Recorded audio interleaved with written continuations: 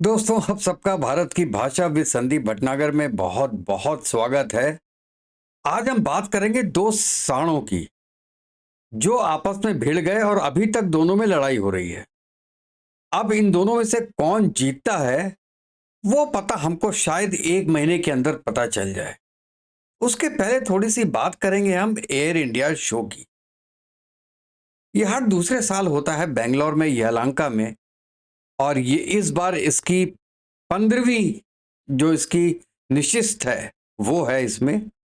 और ये एक्चुअली कर्नाटका में होता है जैसे मैंने आपको बताया। और इस बार जो हुआ है वो 10 से लेके 14 तारीख तक के बीच में है, फरवरी के बीच में।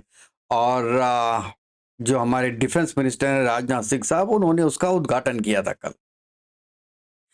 इसकी कुछ विशेषता है, और दोस्तों मैं भी यहाँ पे कई बार जा चुका हूँ, उसमें बहुत बड़ा होता है। आई मीन एक दिन में आप पूरा घूम ही नहीं सकते हैं, आप you need at least 2 days to complete it.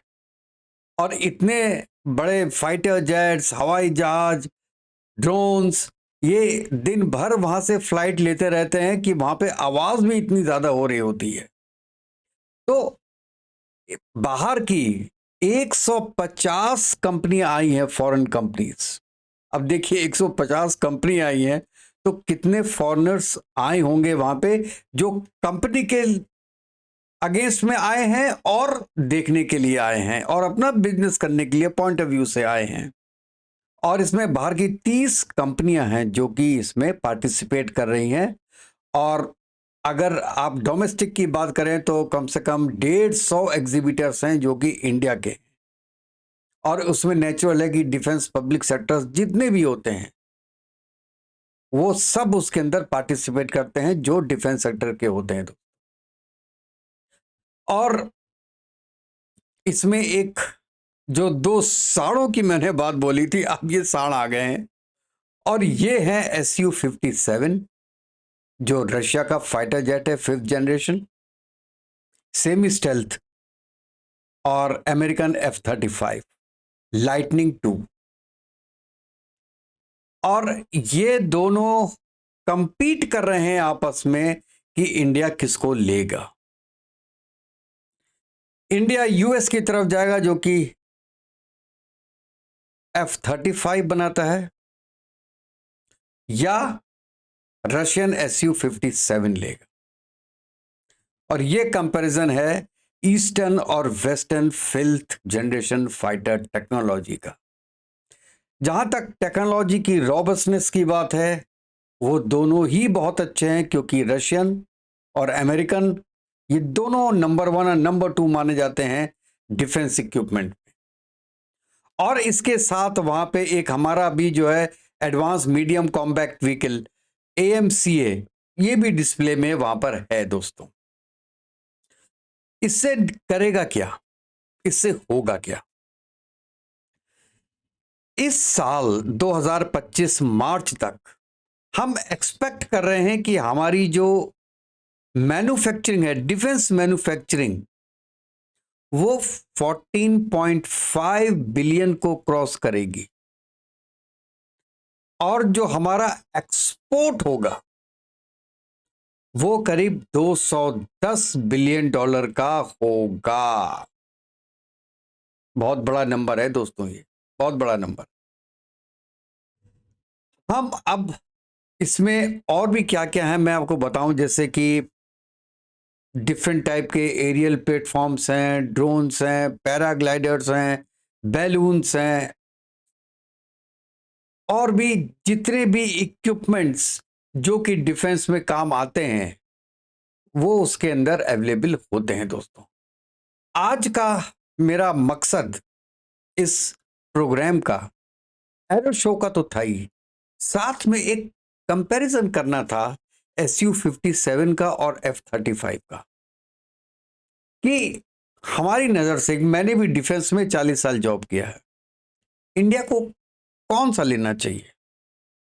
F-35 लेना चाहिए या Su-57 लेना चाहिए? चलिए इनसे इनका थोड़ा कंपैरिजन करते हैं आपस में। जो Su-57 है, इसको फेल्कॉन बोलते हैं और ये नेचुरल है, सिकोई ने बनाया है। इसका रोल जो है वो है एयर सुपरियोरिटी और मल्टी रोल कॉम्बैट। ये फाइटिंग में बहुत अच्छा है, मैनोवरिंग में बहुत अच्छा है। ये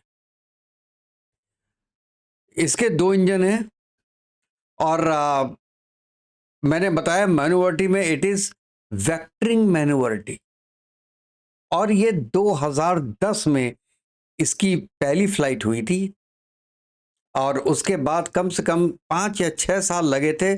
16-17 आते आते जो ये Su-57 है वो स्टेबलाइज हो गया था हर एंगल से।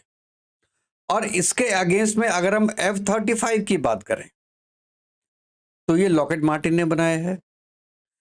इसका रोल है स्टेल्थ मल्टी रोल फाइटर। देखिए, जो Su-57 है वो है पूरा स्टेल्थ नहीं है, वो माइल्ड स्टेल्थ है। स्टेल्थ का मतलब क्या होता है दोस्तों? स्टेल्थ का मतलब ये होता है कि आप उसको पकड़ ना सकें। कोई भी रडार, कोई भी सोलर, कोई भी पेंट, कोई भी लाइट उसको डिटेक्ट ना कर सके। और जो ये F-35 है, 0.00015 स्क्वायर मीटर, कितना छोटा सा एरिया है, वहां तक भी कोई आ जाए तो उसको पकड़ नहीं पाएगा, इतने पास तक। और जो Su-57 है उसका है 0.15 square metre, 0.15 to 1 square metre, कि मतलब उसके अंदर में कोई होगा तो उसको पकड़ लेगा, वहां तक पहुंच गया तो पकड़ लेगा। तो बहुत ही बारीक है ये F-35 उसके कंपैरिजन में दोस्तों। अच्छा, जो Su-57 है, अगर हम उसकी बॉडी की डिजाइन की बात करें तो ये बहुत ज्यादा स्लीक, पतला है, एंगुलर है, और स्टेल्थ डिजाइन तो उसमें है ही। और जो F-35 है ये फुल्ली स्टेल्थ है, ऑप्टिमाइज शेप है इसका। और अच्छा, अब हम थोड़ा स्पीड की बात करते हैं। Su-57 की जो मैक्सिमम स्पीड है वो 2 मैक है। 2 मैक मतलब हुआ करीब 2450 किलोमीटर पर आवर की स्पीड है। 2450 किलोमीटर पर आवर की स्पीड। और वहीं Su-57 की है 1.6 मैक, मतलब 1930 किलोमीटर पर आवर। ठीक है, बहुत ज्यादा फर्क नहीं है, 400-500 किलोमीटर पर आवर का फर्क है दोनों में। इंजन जो है वो Su-57 में, जैसे मैंने पहले बोला था, ट्विल इंजन है। ये सैटर्न का इंजन है, सैटर्न 30। और F-35 में है सिंगल। ये प्रैट एंड विटनी का इंजन है, उसको F-135 बोलते हैं। अच्छा, अब रेंज अगर देखेंगे इसकी दोनों की तो Su-57 की 3500 किलोमीटर की रेंज है और F-35 की 2200 किलोमीटर की रेंज है बस। तो इसमें Su-57 जीतता हुआ नजर आता है। और इसमें एक चीज और थी कि इसमें कौन कौन से वेपन लग सकते हैं। Su-57 में जो 30 mm कैनन होता है वो है, हाइपरसोनिक मिसाइल्स हैं, R-77, R-73, KH-59, MK2 missiles सब उसके अंदर लग सकते हैं। लेकिन F-35 में दोस्तों 25 mm का कैनन लगता है। और AIM-120 और एमराम भी इसमें फिट होता है। इसमें प्रेसिशन गाइडेड बॉम्ब्स जो होते हैं वो भी उसमें लगते हैं, दैट इंक्लूड्स न्यूक्लियर कैपेबिलिटी। यहां पे डिफरेंस आता है दोस्तों, यहां पे डिफरेंस आता है दोस्तों। अगर हम कॉम्बैट स्ट्रेटेजी की दोनों के कंपेयर करते हैं तो SU-15 है, ये एयर सुपीरियोरिटी फाइटर है। मैंने पहले भी बोला ये बात। इसका फोकस क्या होता है? मैन्युवरिटी का और मिसाइल डॉजिंग का, मिसाइल से बचने का, ये इसका मेन पर्पस है। कॉम्बैट स्ट्रेटेजी इसकी ये है।